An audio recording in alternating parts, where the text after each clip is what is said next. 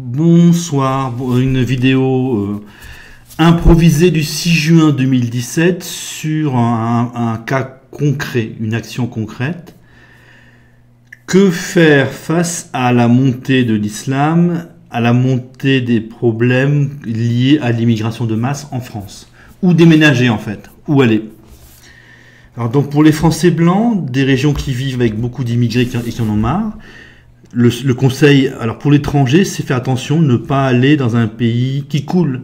Vous avez pas mal de pays blancs qui sont occupés à mourir, donc ça ne vaut pas la peine d'y aller. Vous regardez les taux de natalité d'abord, vous regardez les pyramides des âges, si le pays est occupé à mourir, ça n'est pas la peine d'y aller. Pareil, si vous allez dans un pays européen raciste, comme l'Allemagne ou le Royaume-Uni, ça finira, l'islam, le racisme finira par vous rattraper probablement.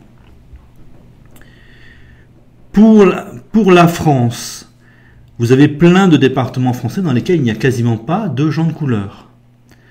Vous faites vous regardez la carte des départements dans lesquels le chômage est très faible ou est le plus faible, et vous regardez la carte des départements dans lesquels il n'y a quasiment pas de gens de couleur, vous faites l'intersection.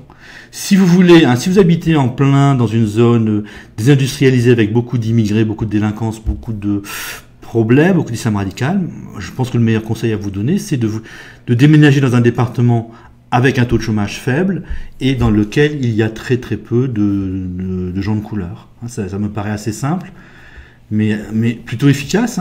Peu de chômage, donc vous avez une bonne chance de trouver quelque chose, et peu de gens de couleur, donc vous aurez la paix pendant une vingtaine d'années. Les gens de couleur seront de plus en plus nombreux en France pour les prochaines 20 ans, mais quand dans votre département il y aura plein de gens, il commencera à y avoir beaucoup de gens de couleur, eh bien on en aura beaucoup plus, ou on en aura beaucoup dans tous les départements français, et à ce moment-là, s'il n'y a pas assimilation, de toute façon il y aura réaction de la part des Français. Voilà, c'est assez simple comme conseil. Donc surtout, avant d'aller dans un pays, vous regardez les taux de natalité. Vous imaginez les gens qui sont partis en Ukraine. Elle est en guerre civile maintenant, donc il n'y a pas trop de monde idéal. Beaucoup de gens sont partis au Canada. Ils ont toujours les hivers longs et ils ont le multiculturalisme insoluble, c'est-à-dire un multiculturalisme sans mariage mixte. Donc il n'y a pas de bonne solution. Pour les Français de couleur, donc si vous voulez vivre tranquillement, les choix sont un peu différents. Bon, pour l'étranger, je ne vous en parle pas trop, mais c'est peut-être pas la peine d'aller vivre dans un pays raciste. Si vous êtes noir, il ne faut pas aller vivre dans un pays anglo-saxon. Il ne faut pas aller vivre dans un pays européen. Beaucoup de pays d'Europe sont racistes. Enfin, les pays culture allemande ou anglaise sont racistes. Beaucoup de pays d'Europe sont occupés à mourir. Pour les pays anglo-saxons, donc, ils ont un malaise avec les noirs. Et je n'irai pas plus loin pour les conseils sur l'étranger. Je n'y ai pas beaucoup réfléchi. Pour la France, les critères ne sont pas les mêmes que pour les Français blancs. Donc vous regardez effectivement les départements dans lesquels il y a peu de chômage. Si vous n'êtes pas très diplômé, c'est quand même, je pense, un des premiers critères, ou le premier critère.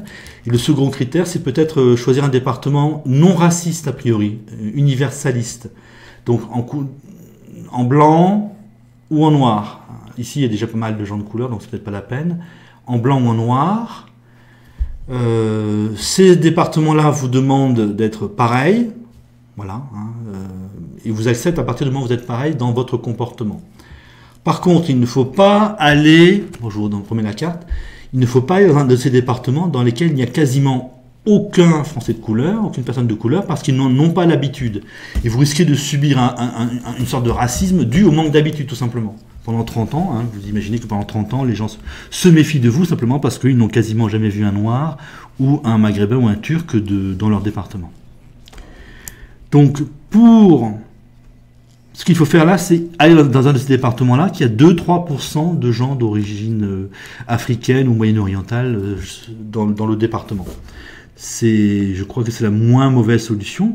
Donc, pour les Français de couleur, un département qui a peu de chômage, un département de type universaliste. Donc, l'un des repères, c'est que dans la ville principale, il n'y a pas d'association identitaire. Il n'y a pas de groupe identitaire, ou bien alors il est tout petit. Les identitaires, demain, vous chasseront peut-être dans la rue. Et un département dans lequel les gens ont l'habitude de voir des gens de couleur. Je pense que c'est ça le critère pour les Français de couleur. Voilà, toute petite vidéo sans prétention, mais ne faites pas de gaffe, quoi. J'entends que des gens viennent de rentrer de Hongrie, ils ont cru qu'en Hongrie ce serait merveilleux. Il n'y a pas de pays merveilleux, hein. Tous les pays passent par des phases de crise, de guerre civile, de guerre, d'enthousiasme et d'effondrement.